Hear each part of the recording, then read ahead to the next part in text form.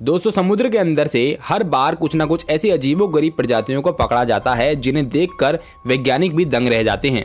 आपको जानकर यह हैरानी होगी कि हम इंसान समुद्री दुनिया के सिर्फ 5% हिस्से को ही दुनिया के सामने ला पाए हैं, यानी कि अभी भी 95% समुद्री जीवन के बारे में हमें कुछ नहीं पता है। और यह शायद इसलिए भी है क्योंकि समुद्र में रहने वाले कुछ विकसित जानवर यह नहीं चाहते कि हम उन्हें देख पाएं।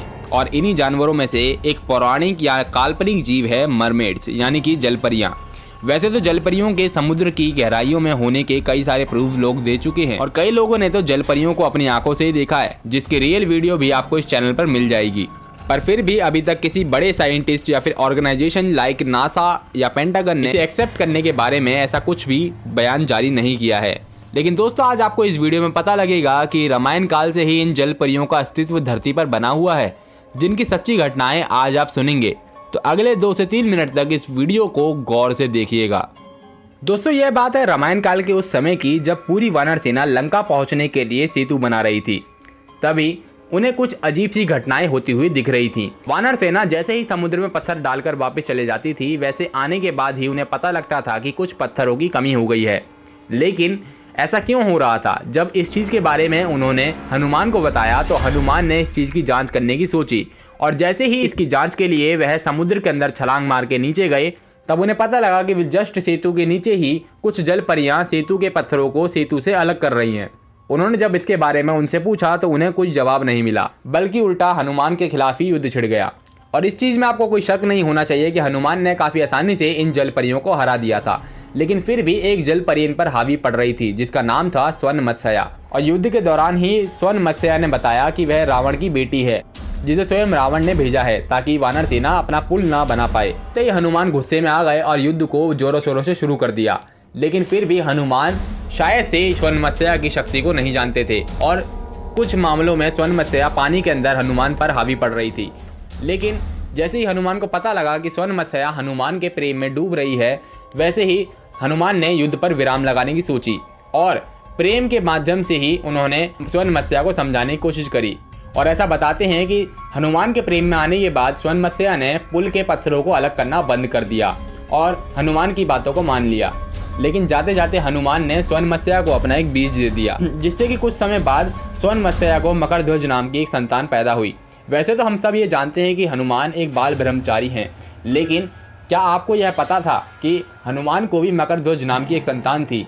नहीं ना, क्योंकि यह सब हमने हमारी वाल्मीकि रामायण के अंदर नहीं पढ़ा है। लेकिन स्वनमत्स्या और मकरध्वज के बारे में हमें थाईलैंड की रामायण और साउथ की कुछ रामायण के वर्जन्स के अंदर पता लगता है कि जिस समय अहिरावण राम और लक्ष्मण को पकड़कर पाताल लोक ले गया था, तब हनुमान ने ही पाताल लोक जाने से पहले पाताल लोक के द्वार पर खड़े मकरध्वज नाम के बंदे से लड़ाई की थी। और अंत में जैसे ही हनुमान को पता लगा कि यह वही मकरध्वज है जिसे स्वनमत्स्या के माध्यम से उसने पाया है, तो मकरध्वज को ही हनुमान ने पाताल लोक का राजा बना दिया था। तो दोस्तों, यह थी हमारी पहली धार्मिक घटना, जिसके अंदर हमें पता लगा कि मरमेड्स यानी कि जलपरियां बहुत समय से ही धरती पर मौजूद हैं। अब दूसरी जलपरियों की घटना के बारे में सुनिए, जो कि कहीं ना कहीं महाभारत से एक बहुत बड़ा रिलेशन रखती है। आद्रिका नाम की एक अप्सरा थी जो कि किसी नदी के अंदर तैर रही थी। तभी उसने देखा कि एक संत नदी के किनारे बैठकर तपस्या कर रहा है। तभी अप्सरा ने ठाना कि उसकी तपस्या को भंग किया जाए और वह उसकी टांग खींचने लगी। तपस्या के भंग होते ही एक संत ने उसे श्राप दे दिया कि वह तुरंत ही एक मछली के रूप में आ जाएगी। और कई सारे धार्मिक ग्रंथों में आद्रिका को एक जलपरी बनाने का भी वर्णन किया गया है। श्राप पाने के बाद ही तुरंत ही आद्रिका ने उस संत से क्षमा मांगी, लेकिन तभी उस संत ने कह दिया कि श्राप को किसी भी हालत में टाला नहीं जा सकता है। फिर भी आद्रिका ने कुछ क्षमा याचना मांगी और तब उस संत ने प्रसन्न होकर उसे कहा कि तुम्हारी यह दशा जब ही दूर होगी जब तुम्हारे किसी कोई 2 संतान पैदा होंगी। ऐसा कहने के बाद ही वह संत वहां से चला गया। आद्रिका ने एक मरमेड यानी कि जलपरी का रूप धारण कर लिया था। तभी उस समय छेदी राज्य का राजा अपरिचरावासु जंगल में शिकार कर रहा था और तभी उसे पुत्र प्राप्ति की भावना जागी। तभी उसने अपने वीर्य को एक पत्ते पर निकालकर एक गिद्ध को दे दिया और उस ट्रेंड गिद्ध को उसने कहा कि वह इस वीर्य को रानी को जाकर दे दे। लेकिन रास्ते में ही एक दूसरे गिद्ध से भिड़ने के कारण राजा का वीर्य नदी की ओर गिर पड़ा, जहां पर वह जलपरी बैठी हुई थी। और तभी जलपरी ने उस वीर्य को धारण कर लिया, जिससे कि बाद में उसे 2 संतानों की प्राप्ति हुई, जिसमें से एक लड़का था और दूसरी लड़की थी। और ऐसे ही यह जलपरी अपने श्राप से छूटकर दोबारा से आद्रिका नाम की अप्सरा बनी और श्राप से मुक्ति के बाद यह अपने भाई दुष्राज के पास गई, जो कि सभी मछुआरों का हेड था। वह आद्रिका का भाई भी था। और समय बीतने के बाद ही जैसे ही छेदी राज्य के राजा को पता लगा कि आद्रिका के पास जो संतानें हैं वह स्वयं उसके ही वीर्य से प्राप्त हुई हैं, तो वह आद्रिका से उन संतानों को मांगने के लिए चला गया। लेकिन आद्रिका ने उन्हें दोनों संतानें देने से मना कर दिया। तब राजा ने पुत्र को अपने पास रख लिया और जो पुत्री थी उसे दुष्राज को ही थमा दिया। और आद्रिका भी उस पुत्री को दुष्राज के पास छोड़कर अपने लोक को चले गई।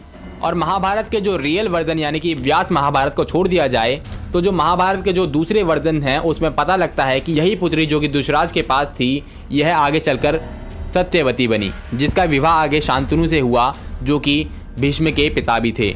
और यहीं से शुरू हुई थी महाभारत की कहानी। तो दोस्तों यह थी हमारी सेकंड स्टोरी, जिसके अंदर आपको पता लगा कि ऐसे जीव जिनका आधा शरीर इंसान का है और आधा मछली का, यानी कि जल परियां काफ़ी समय से ही धरती पर मौजूद हैं। लेकिन शायद आज के समय में या तो उनकी तादाद बहुत ही ज़्यादा कम है या फिर वह इंसानों के सामने खुद ही नहीं आना चाहती।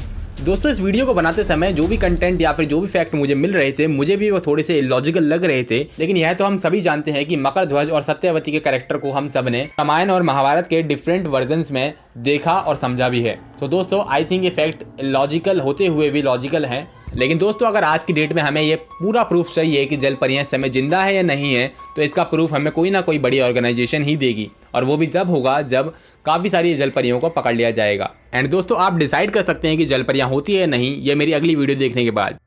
सो गाइज आज की वीडियो में बस इतना ही। एंड ऐसी ही 4 से 5 मिनट की साइंस, स्पेस और एनिमल वर्ल्ड से जुड़ी हुई ज्ञानवर्धक वीडियोस को पाने के लिए इस चैनल द साइंस सिस्टम को सब्सक्राइब करके बेल आइकन में ऑल का बटन जरूर दबा देना। इसी के साथ मैं गौरव मिलता हूँ आपसे ऐसे किसी अमेजिंग वीडियो में। तब तक के लिए बाय बाय।